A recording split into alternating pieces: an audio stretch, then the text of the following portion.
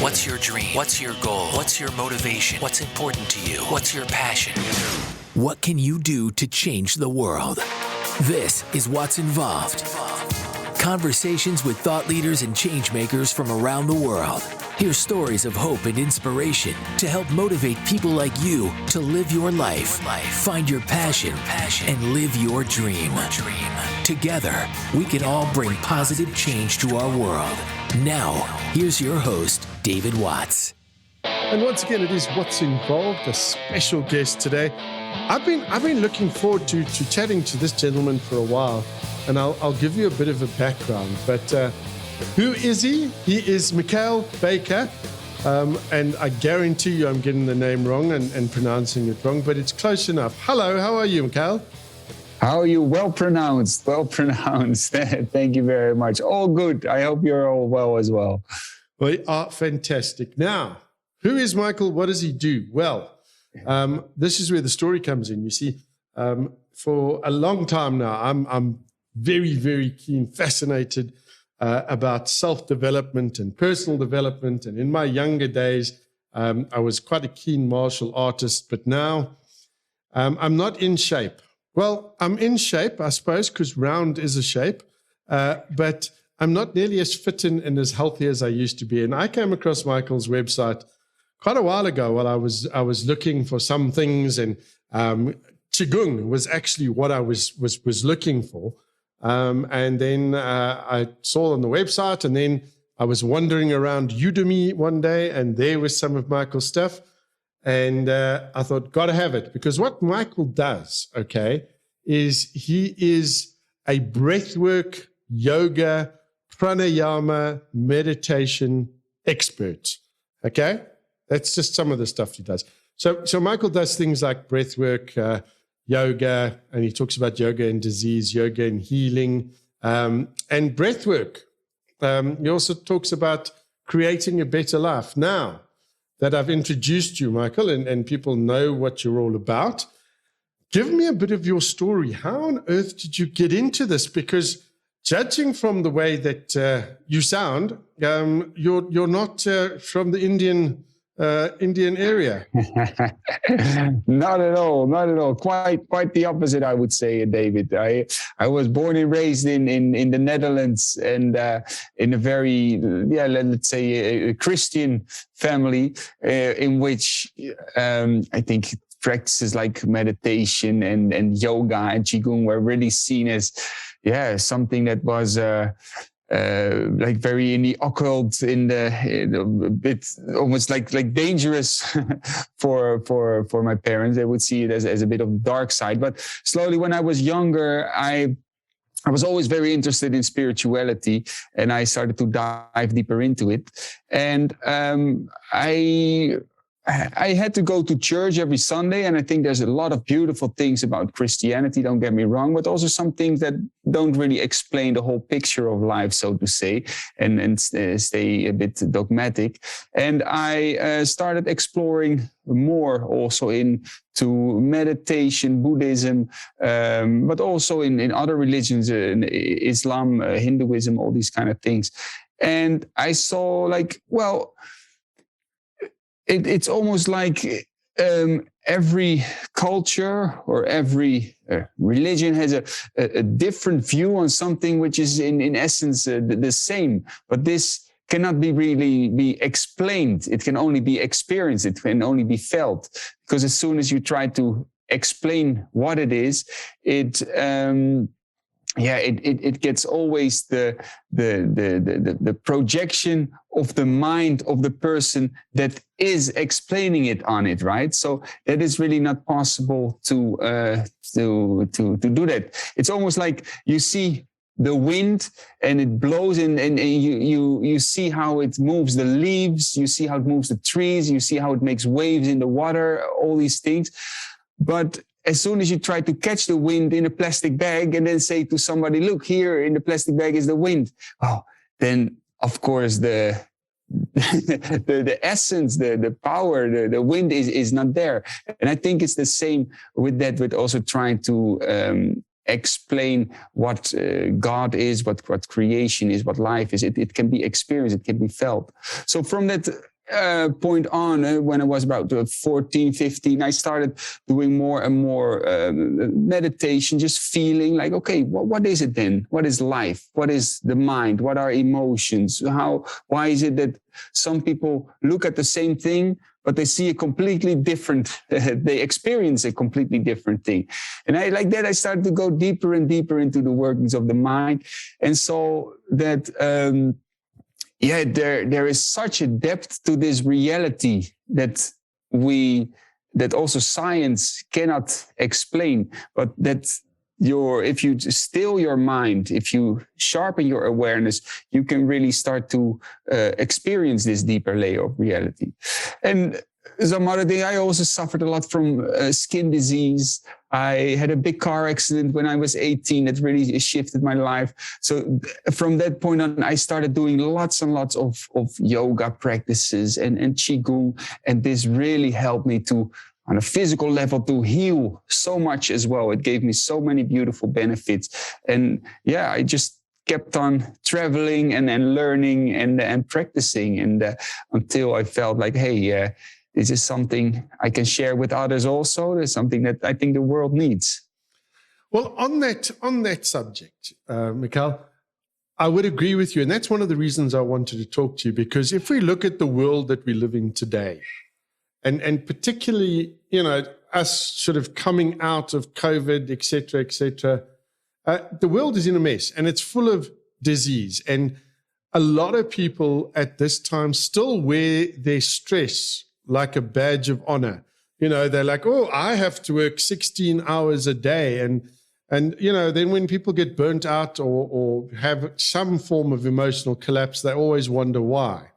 I'm one of those people. I'm putting my hand up as we speak because, I know that I should be doing stuff.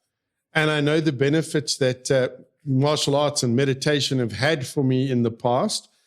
And yet I'm not doing it. So talking to you today was partly for us to find out if there's a remedy for this disease in the world or dis-ease, and partly so that I could feel guilty and maybe show up and do some of the stuff that you teach. Beautiful. I would completely agree with you about that.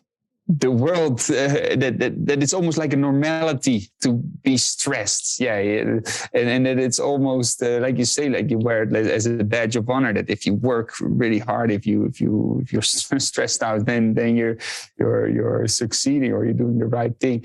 So the thing is, I think that people get so identified with their work, or so identified with the way other people see them, or so identified with the things that they can buy, or the freedom that they have if they can buy a lot of things or possessions, or a nice house or a nice car, that they forget that the happiness or the sense of fulfillment does not happen because of external factors. It happens within ourselves. So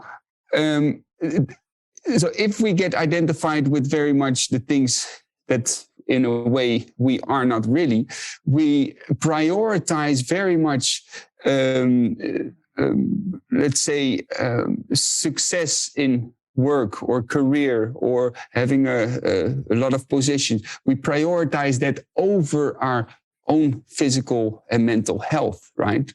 So then it's really hard for people to say like, 1 hour a day spending on meditation or qigong or yoga, that's so much. But it's so easy to spend 8 hours a day behind a screen typing in numbers or doing things for work, and that is a normality. So I think what you prioritize is what you identify very much with. I hope you're following what I'm saying here. Absolutely. So the essence of it is, instead of trying to force yourself really hard, it's like, oh, but I should be doing this. I should be taking more time for meditation.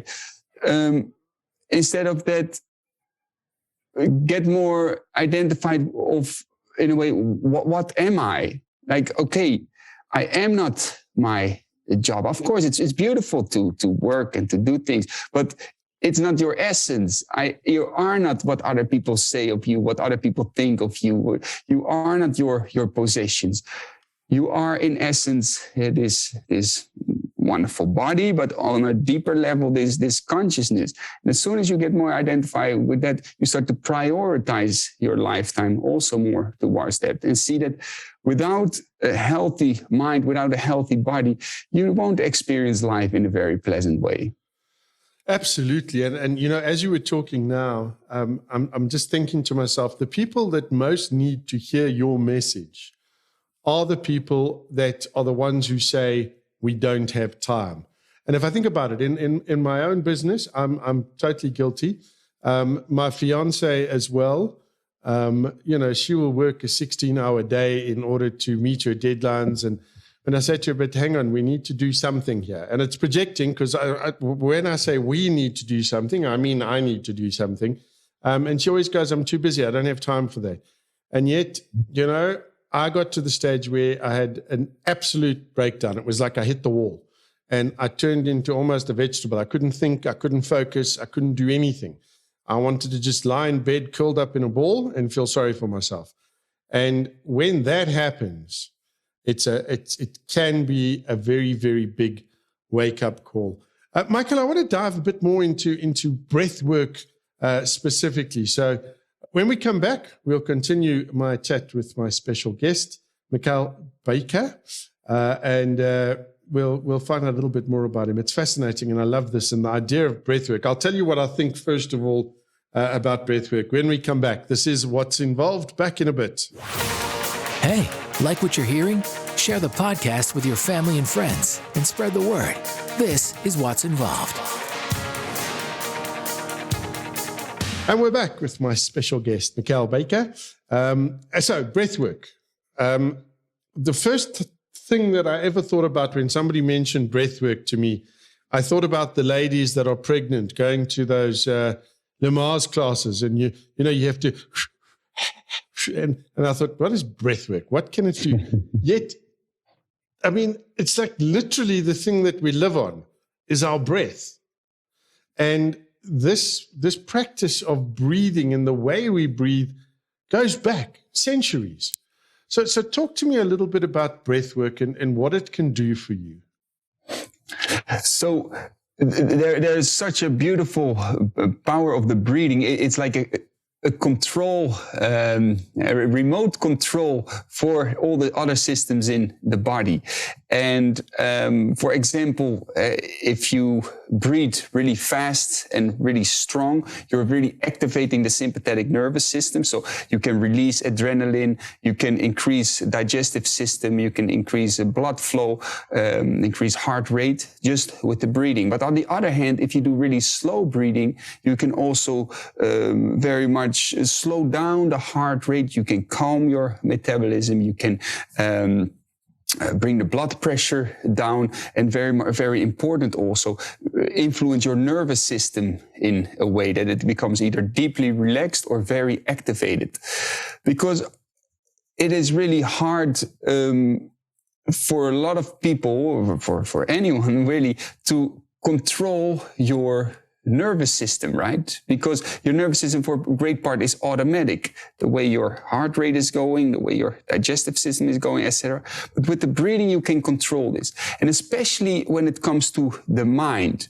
A lot of people, I think pretty much everyone that I know, the mind is running over hours. It's just going. It's like a tool that doesn't stop. It's constantly on. And it's really hard for people then to think like, okay, now I'm going to stop thinking and just enjoy this meal. Or now I'm going to stop thinking and really listen to this person or watch the sunset or whatever you're doing, to just have a moment of stillness or real presence. And sometimes the harder you try to not think about something, the more frustrating it becomes and the stronger the mind becomes. However, with some calmer breathing techniques, you can really start to still the mind. You can relax the nervous system. And this is a very important thing, which is already hundreds, if not thousands of years old. They called pranayama, and modern days called breathwork, in which they developed all these techniques, the different breathing techniques on how you can influence your own nervous system, how you can influence your own physical body, but also very much how you can still the mind, and also how you can unblock if there is blockages in your emotional system, blockages in the mind, how you can clean out everything. And when the mind becomes clear, when the body becomes more healthy, let's say more pure, and the mind and the emotional system as well, then you are able to feel a state of peace, a state of, it's all good, it's life, it's good. Nothing to still worry about, nothing to still feel I have to solve, or this constant restlessness in my system. No, just being alive and feeling very, very present, and in almost like a meditative state. And these techniques now are becoming very popular. I think partly also because people start to see, I cannot keep on living in this way that I'm living now, with stress, with not having much health, or a mind that's constantly almost like agitated, restless, all these things. And this is really the key to bring more balance and healing and health in the mental and physical system. Because that's one of the things, and there's two things I noticed while I was chatting with you. The one is I smiled because I thought back to my one mentor who always used to say to me, I don't know why you are so stressed. I don't know why you worry about this. He says, this is life. None of us are getting out of it alive. So, just do it.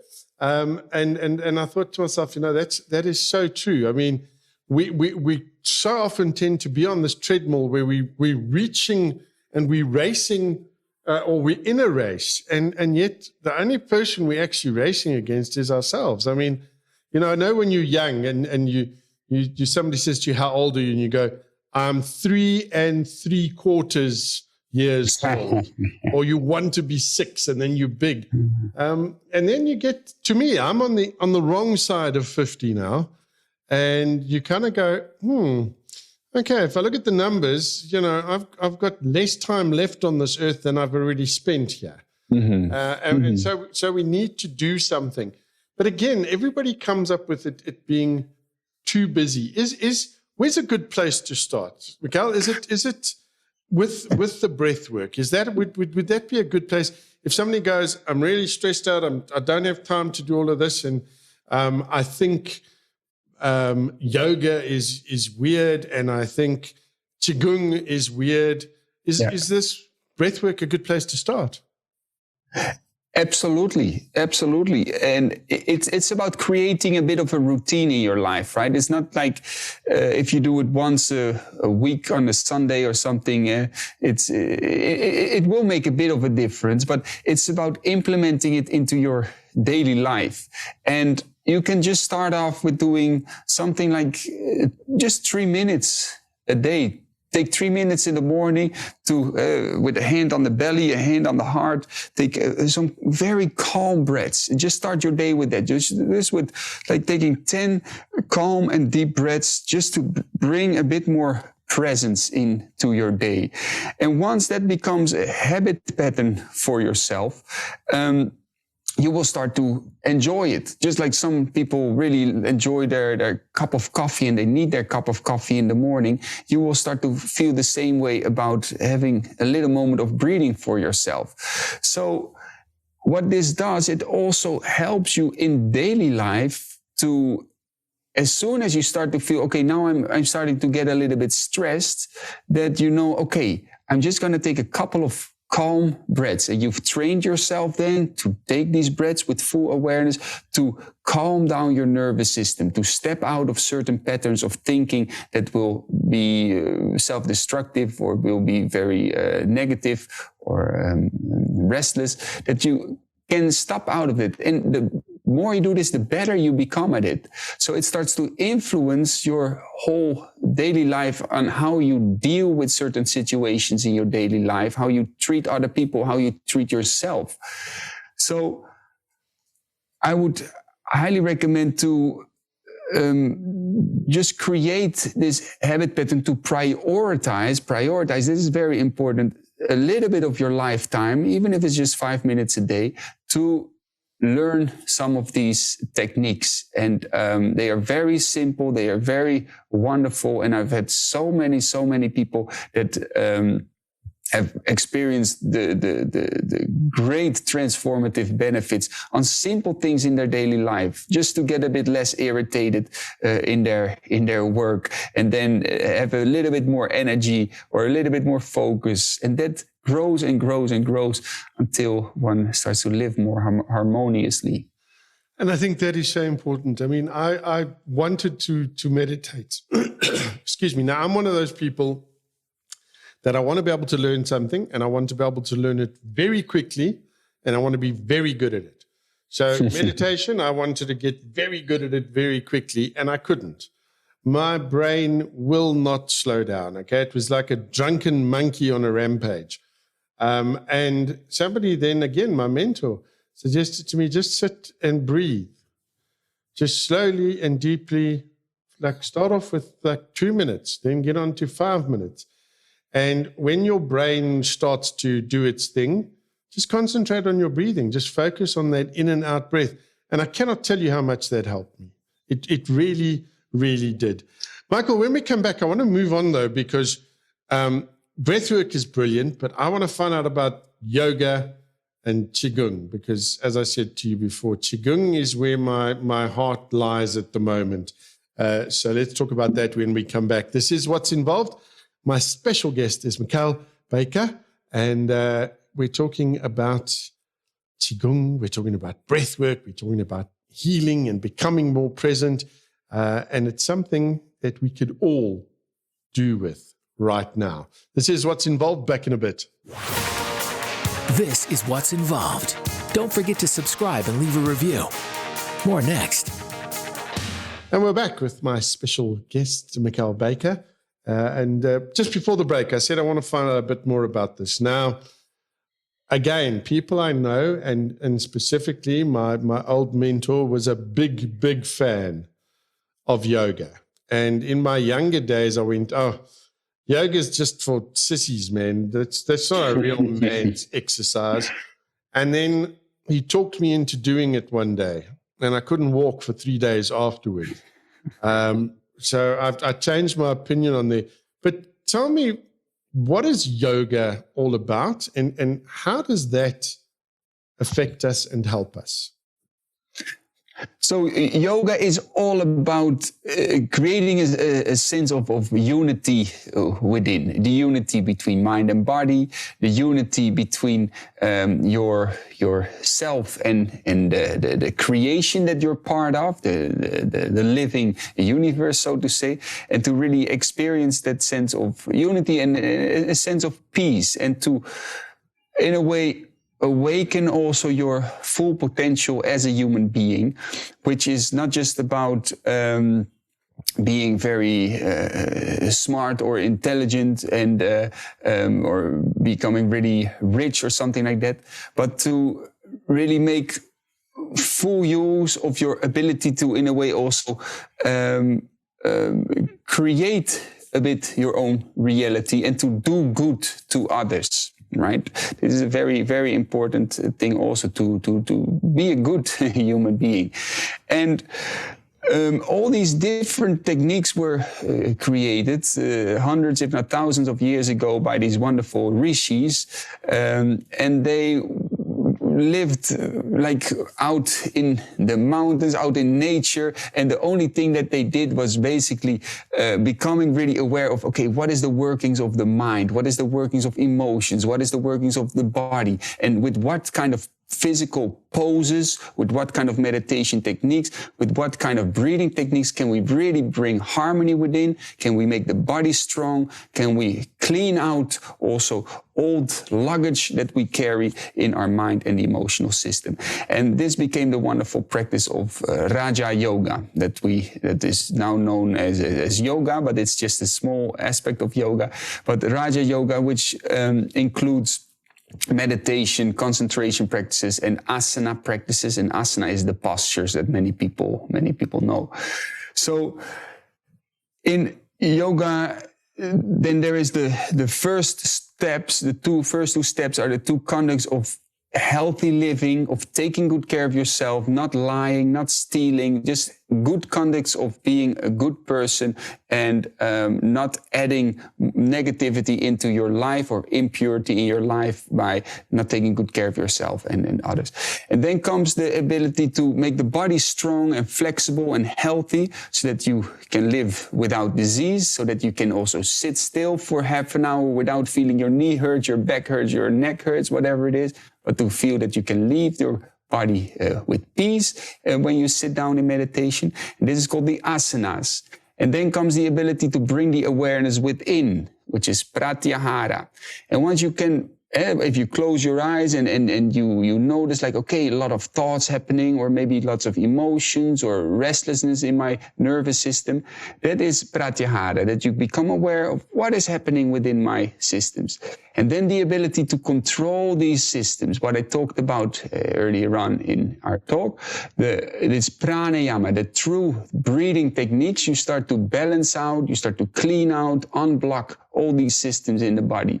And then you become able to have a still mind, a relaxed, open nervous system and body. And then you can sit and meditate and become aware about your true essence. And also this is what I talked about in our talk, that we identify so much with things outside of ourselves that are not really ourselves, but to become aware of what am I in essence. And then one can experience unity and peace and love, feeling like, okay, I'm part of this wonderful creation, this flow of creation of this universe, of God, of life. And I feel a unity with this. And this is called samadhi, is a state of deep meditation in which we remember our essence. And I think, again, that's important. And I also think, and I've said this many times on the show before, and but even before COVID hit us, we as a human race are becoming more conscious. We're becoming more aware of there's more to this life than just being on the, being part of the rat race for 12, 14, 9, whatever hours a day. And I think people are starting to search more now. Certainly if I look at how many people are visiting your website and how many people have signed up for your Udemy courses, the evidence would suggest that is so. So the question then, Michael, is we're going to get onto your website, but I mean, how would I start? How would one start? Somebody that's listening to us now and they go, okay, well, I'm prepared to dip my toe into this esoteric strangeness that David is talking about now, which is actually not so strange. It's rooted in science, believe it or not. Where would they start? Would you recommend some deep breathing in the morning? Yeah. How would they do that? Absolutely. So I basically created a course especially for that, that in 7 days, people can start to, by taking a little bit of time, 20 minutes every day, just to learn some of these simple breathing techniques, to start to understand a little bit better, okay, why is it that I spend so much time on my work or on my phone or on social media, whatever it is? And why is it that I spend so little time on taking care of myself, to get a bit of a better understanding on that? So that in 7 days, you can learn really some of the breathing techniques. You can learn some of the simple meditation techniques, and to create that habit pattern. And it is about getting enjoyment also in this practice. Not that every day you think, I should do it. I have to do it. And now sometimes you just don't feel like it. You have low energy and you don't do it. But to get enjoyment, like that cup of coffee that some people really enjoy in the morning and that gives them their energy shot, that you feel it with this as well. So I would highly recommend doing that Essentials course on the Yogalap website, and just get into some simple breathing and meditation techniques, and or qigong also, and start doing it. Just start. I want to talk about qigong as well, and before we go into our next break, qigong is. Am I correct in saying it's an offshoot of Tai Chi? And it comes from the Orient. And just when you say the word Qigong, to me, when I was doing the martial arts that I was doing, Qi is your internal energy, your energy that you breathe in, the energy of life. And martial artists use it to focus that energy when they are, for example, defending themselves. Another place where I came across this concept of Qi was in Reiki, which is a form of hands-on or hands-off healing, depends how you think about it. But basically, it's this focused intention. It's focusing this energy. Tell me a bit more. So, Qigong is basically the foundation of Tai Chi. Tai Chi is the forms where people do it like you block a kick or you push somebody away. That kind of movements you get in Tai Chi, but on a more basic, essential level, just the slow movements with the breathing to increase your qi, your life energy, or to balance it out, is Qigong. And Gong means work or method. So it's basically some moving methods, very gentle, soft and slow moving. And Gong is the work.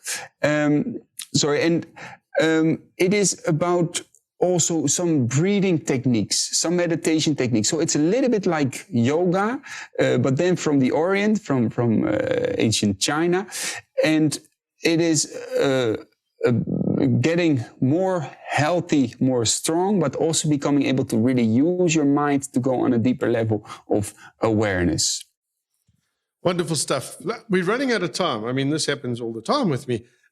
When we come back, we're going to be wrapping up with Michaël, and we're going to be talking about his website, yogalap.com, because I'm blown away. And I've seen a couple of changes in that website over the last little while. So I want to talk to him about that as well. This is What's Involved. It's so good to have you along with us. Back in a bit. You're listening to What's Involved with David Watts. Have you been to our website? Check it out, www.what'sinvolved.com. And while you're there, click on the coffee mug icon and buy David a cup of coffee. He'll love it. And we're back, wrapping it up with my special guest, Michaël Bijker. And talk to me about Yogalap, Michaël, because that to me is, it's an amazingly done website, first and foremost, okay? The whole way that you've put it together is amazing. And of course, throughout the website, there's you get to see you performing all of these poses and these stretches and these movements. And I thought to myself, goodness me, if I could learn to be like even a 10th as flexible as that, I would be very, very happy. Yeah, well, you can become so flexible. Imagine yourself if you would practice it every day for 2 months. What a big change can happen. It's setting that priority, right? So, but David, thanks for complimenting on the website. The idea of it's from the Life Awareness Project, Yogalap, that. I want to spread this knowledge as much as possible. So also these courses, if people cannot afford them, they can do them for free. They can just send us an email that they can't afford it, and then they can do them for free. And I just think that it's essential, especially now in modern life, to balance our busy rat race kind of life out with these techniques. And like you mentioned also before, there's an evolution of our consciousness happening, right? That we get more, let's say, more aware of ourselves, and more aware of deeper layers of reality, and start to become able to really tap in the beautiful power of the mind. And this is my contribution basically to giving back something to the world, to nature, to life, and it gives great joy to give. So that's why I set up this whole platform, this website, to share this knowledge. And we are also now involved in a tree planting project here in Portugal, planting a lot of trees and sharing these courses with people that cannot afford them. And of course, if people can afford them, their contribution is very welcome. I think that's wonderful. And that's one of the things I was going to bring up is you've got various courses here that are available: 7-Day Essentials, Breath is Life, Ocean of Energy, Awakening. There's a whole bunch here. Okay, and when I have a look at that, and when I was telling somebody that I was going to be speaking to you, they were like, "Oh yes, he's probably one of these strange yoga master guru type people. And if you want to get what he's got, it's going to cost you thousands and thousands of dollars." And, here in South Africa, I think our current exchange rate to the dollar is about 16 Rand to $1. So we're battling. Okay. And I see when I go in here, if I go into like the 7-Day Essentials course, the one you said we should start with, I mean, you've got it's from $15, but choose your price, and I think that is absolutely wonderful. And the rest of the courses are pretty much like that as well. And I think the fact that you're giving back and you're doing things the way you're doing them, Michaël, is absolutely wonderful. How far can one go with you and on this website with your various courses? Well, I think I give you a lot of tools, but in the end, it's about you learning to use the tools yourself, right? So there's, for example, this Essentials course, and from there you can learn more on the Breath is Life course, and it's not like the price gets more expensive or something the further you go. No, it's still the same thing. You can choose your price or even get it for free if you can't afford. But then you know the tools then of the different breathing technique, of the meditation techniques. And then it's about really you doing it yourself, or maybe sometimes taking some days to go in nature and do some of these practices for some days yourself. Or it is about creating also, and that's very important in this course, creating a lot of self-discipline also, that you make it a very important part of your daily life to do these techniques. And then the more you do it, the more like a tree or a seed that you start to nurture a little bit of water every day, it starts to grow into a beautiful plant. It starts to flower. It gets beautiful fruits that you can share to others as well. So I just give you a seed, but eventually one has to be able to nurture that plant that's growing out of it themselves to create a beautiful tree out of it. Wonderful. And the other thing, and we sort of just skipped past it, but I think it's very, very important. These practices can be used to heal, and to heal psychologically, but also physically. There's so many documented cases. And you mentioned about your car accident, but you didn't talk a lot about that. But I mean, after your car accident, there wasn't much hope that you were ever going to be able to be, as fit and healthy and as flexible as you currently are. I think you surprised a lot of people by that. Yeah, no, I'm very, very grateful for that. Thank God. I'm very, very grateful for that happened. But absolutely, the mind is also so strong in all of this. If you, which I luckily had a very positive mindset and being able to bring that self-healing state into your meditations and to be able to create that inner peace. You can heal so much and prevent so much disease, because it's about 90% of the doctor's visit is related with stress or tension in the mind. Research has lately shown. And this is that evolution of the consciousness, when we really become aware of the power of that the mind actually has, both on creating disease, because there can be so much tension, and which results in wrong patterns of living, wrong diet, or wrong ways of dealing with our own health, but also on how a positive mindset can bring healing into our life. Once we really understand that power more and more, we can start to directly influence our whole life and our whole state of body and relationships as well, through the power of the mind. So absolutely, I think it is essential as a human being, and I hope we're going to teach this our children in the future, that you learn how to use that tool of the mind and learn how to deal with emotions and states of mental and physical state, and that, so that we can use that power, right? Yep, I think that is absolutely essential. And go and check out Michael's website, okay? I'm very impressed, and I don't often talk about how impressed I am with people's websites, partly because that's some of the things that I do in my other life when I'm not being a broadcaster. But it is a beautiful website, and it's so well put together, and you get so much value from it. It is yogalap.com. So yogalap.com.